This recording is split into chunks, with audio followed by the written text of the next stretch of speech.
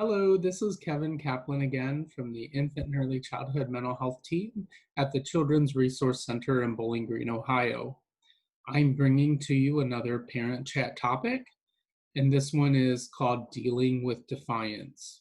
We have to first ask ourselves, when thinking about this behavior, what is defiance? What does it look like for you and your kiddo? What challenge are you seeing? Is it them not doing what was asked of them? Is it them ignoring, avoiding, maybe even mocking or mimicking our behavior or the behavior of others? Is it them doing the opposite, the very opposite thing that we asked them not to do? Could it be just plain resistance, not complying with us? Could it be them running away? It might be. Could it be breaking things? The point is that defiance can look a lot of different ways. And sometimes it's not defiance. Sometimes it is. Sometimes it's a problem and sometimes it's normal. So there's lots of things to consider. And I hope that the information I'm sharing with you today can help you consider the different ways that you might be able to address defiance if it's a problem for you. And this information is not meant to replace any type of therapy or professional service of any kind. So, when you're experiencing defiance with your child, what does it mean? Well, defiance in general can be a part of normal development. Toddlers are becoming individuals and they're learning their boundaries. They're exploring where they stop and where they start and where others stop and start. They're unable to manage emotions effectively. So if they're having big feelings, they may not know what to do about them. And that might look like defiance. Or they may be struggling to manage them and they may be defiant because of that. This is somewhat expected as children grow and reach for their independence. It doesn't mean there's something wrong with your child. There are individual differences to think about. And the two that come to mind right away are temperament and sensory differences. Children with different temperaments may exhibit different behaviors in certain situations. So, if some situations are really challenging for one kiddo, they might not be for another, and vice versa. So, sensory challenges can also affect how children respond in certain situations. So, if it's sensory overload, your child might shut down and appear to be defiant. Or if there's a lack of sensory input, your child might be seeking that, and their behavior will show that. So, sometimes challenging behavior is really just a way for a child to gain or avoid something. Why is it challenging? You might ask, or we need to ask ourselves in order to understand and try to do something about the behavior. It's challenging because we're really concerned about safety. Adults just want children to be safe and make safe choices, be respected and respect each other and respect adults. We really just want what's best for kiddos, and we really want to help build a sense of responsibility. We would like them to be good characters and good human beings, right? It can be really challenging when they sometimes show you that they can do better. And the difficulty with that is that while they may be learning skills and making improvements with certain abilities, they're not going to become an expert overnight. And so while we might see them doing something the right way several times and then making a mistake again, that's not a reason to think that they're necessarily trying to manipulate us or upset us. And there might be something else in the environment or something that happened to them that might have contributed and played a part in that challenging behavior. And it's also important to remember that part of what makes this type of behavior more challenging is when adults respond with aggression, interacting with your kiddo, and they might be getting worked up and getting emotional and maybe getting aggressive too. If we go up also and get emotional and aggressive and try to handle the situation in that mental state, it's only going to increase the challenges that we experience over time. Well, you might ask, what can I do about it? You would need to think about different areas of what might be going on, and ask yourself the following questions to gain some insight and information about your kiddo and what they might be dealing with, such as, what's going on in my child's life right now? Sometimes we can get caught up in the daily hubbub and busyness of daily life, and it can be hard to kind of take a look at the big picture. So, if you feel as though maybe things have been that way for you lately, maybe stopping to take a look at what really is going on. What is the big picture for my kiddo right now? And are they experiencing some new challenges that are making things harder for them? And, if they are having a lot of challenges right now, they may just have a lower tolerance for more challenges. And so, some of the strategies I brought to you today are to help you prevent these things from maybe getting to this point. So, if you have a moment, you can also think about, if your child could do better, would they do better?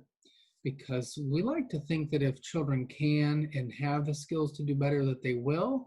So, is there a skill that your kiddo maybe needs more support in building? Is there a skill that you can help teach them? And then you can also think about practicing your calm adult response. Again, if we try to manage or handle the situation from an upset emotional state, it's not likely to be helpful. When was the last time someone tried to help you and was very frustrated and angry with you, and you felt as though you were being helped? It doesn't work that way, does it? You might also ask, what is my child seeking by doing this behavior? Is it attention seeking? Focusing on the positives. It can be really easy to get caught up in pointing out or addressing the behavior you don't want to see. And so focusing in on the behavior you want to see more of can help turn things around and reduce those challenging times. And you might also think of where you're coming from when you try to address the challenge. Are you coming from the state of trying to control your child or trying to get compliance from your child? And I think that if you feel as though you might be trying to control your child, then you're going to be limiting their skill building, because when we try to control someone, we're not really trying to help them understand. We're not really trying to help them get better. We're trying to force them into doing something a certain way. So if we instead take it from the standpoint of getting them to understand and build a skill, then we can achieve more compliance where they're willing to and able to follow through with what we're asking them to do. So, how can this information that you might gather from all these questions help you to prepare and support your child? Well, I have 6 strategies that I'm going to share with you briefly and talk about ways that using those can help you prepare and plan for difficult times. Talking about it is one way that you can do so by, first off, practicing your calm, offering calm support to your kiddo, and asking how they're feeling in the moment, You might show them feeling faces if they're really young so they can point at how they're feeling. And you can also mirror their expression, which helps to build empathy. You can show and express understanding by talking to them just in general, like, oh, it looks like you may have hurt yourself. That looks like it hurt. Are you okay? Talk about what the rule or desired behavior is and show examples.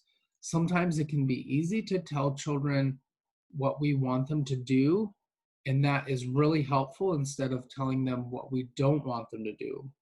It can also help to show examples of what we want them to do, especially if they've never done it before or seen it done before. And we can also share the reasons why we're asking them to do something by using safety language. I'm here to keep you safe, and it's your job to help me keep you safe. Listen and answer questions. That also helps to show empathy.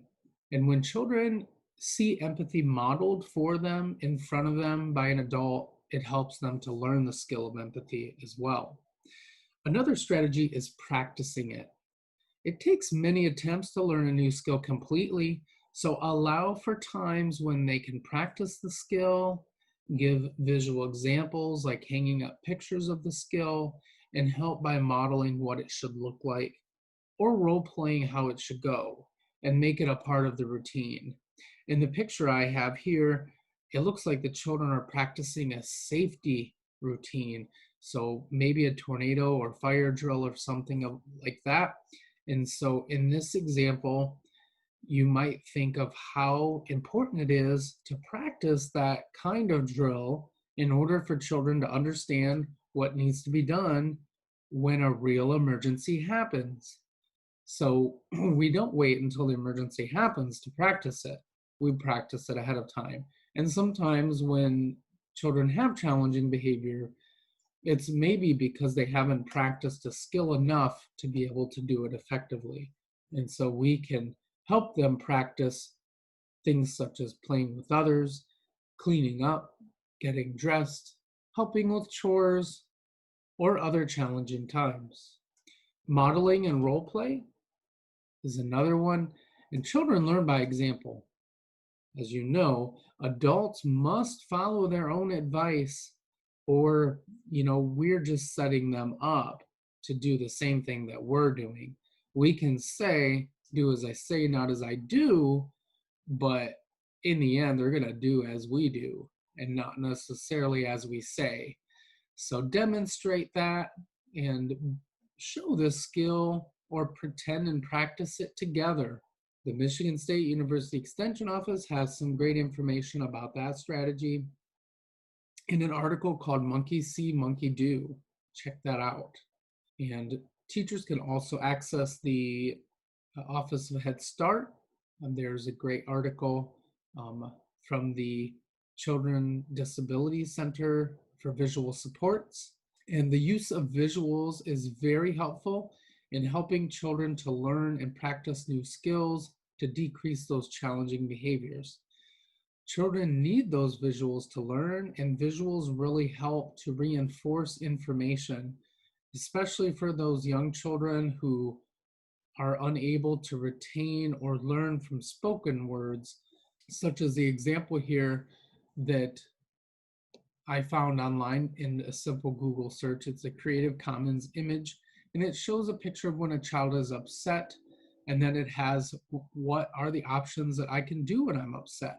And you might have different options for your kiddo based on their interest and needs. And there are some additional visual supports from Vanderbilt at the Kennedy Center, and as well as the Office of Head Start. And you can also find things on Pinterest and other places like that on the internet. And to go along with those visual supports, you might think of different ways that you can add to the schedule or routine. Schedules and routines can help children prepare for what's next. It can help smoothen those transitions, and that type of routine schedule can help build trust and reliability because they know what's coming next. They know what they need to do, and they know what's expected of them. In the two visual examples here, there's a checklist for children with pictures of what to do each step of the process. And then there's our daily routine chart showing what will be done during each time of the day. That gives children a reference point, something to look at. What's next? What's after I get dressed? This could also be something you do like a menu in the kitchen or a daily thing in the classroom, maybe even. And there's a lot of resources for that at the naeyc.org website in the Center for Social and Emotional Foundations for Early Learning. Check those out. There's also social stories are a great way to help support kiddos through challenging behaviors and to limit those challenging times. We can use social stories to help children understand and follow safety guidelines and rules and expectations.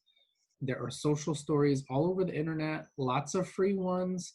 Check out carolgraysocialstories.com. Teachers Pay Teachers has some paid material. The Social Story Center has some free material, including some COVID stuff. The ABA resources page and PBIS World also have some materials there. They can also help support positive behaviors, and there also are many of them geared towards life challenges like grief and loss. So if you have questions, please reach out to us. Thank you for attending and listening to another video from the team here at Children's Resource Center. The resources and material is all available online, and check out information about Defiance. From 0 to 3, they have a great website for early childhood resources, as well as the Devereaux Center for Resilient Children. So thanks for joining me, and I hope you have a good day.